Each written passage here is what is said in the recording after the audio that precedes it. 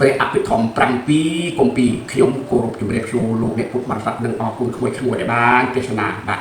ខ្ញុំនិយាយត្រង់តាមវចនៈចត្ថា14ដួងចែកជា3ប្រភេទគឺ1ចិត្តដែលជាអកុសលគេថាបាបមិនឆ្លាតអាក្រក់ថាអកុសលចិត្តមាន12ដួង2ចិត្តដែលជាអហេតុកៈគឺវាប្រកបដោយហេតុហៅថាអហេតុកៈចិត្តមាន8ដួង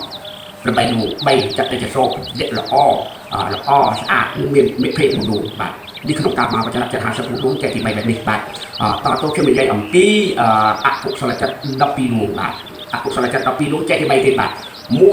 យចិត្តដែលមានលោភៈគឺសេចក្តីចង់បានចំណងអន្ទេសតេងស្អិតចិត្តជាពាក្យជាមូលជារឹសជាគល់ជាទីតាំងគេហៅថាលោភៈមួយចិត្តនេះមាន8ដួងមាន8ដួងបាទមួយពីរចិត្តដែលមានទោសៈបាទចិត្តដែលមានទោសៈគឺសេចក្តីទ្រាត់ខឹងខ្លាំងខ្លាចស្អប់ក្រពើមធ្លាប់និយាយធ្លាប់ស៊ីជាមួយគ្នាទូមកអូគ្នាតែវេលាខឹងគឺបាត់ឈប់ស៊ីឈប់និយាយបាទគេហៅថាទោសៈមូលចិត្តនេះមាន2ដួងបាទមួយ3មោហៈគឺមូលចិត្តនេះមាន2ដួងដែរបាទគឺសេចក្តីវេងវងខ្លាំងមិនឆ្លាតឬគេនិយាយ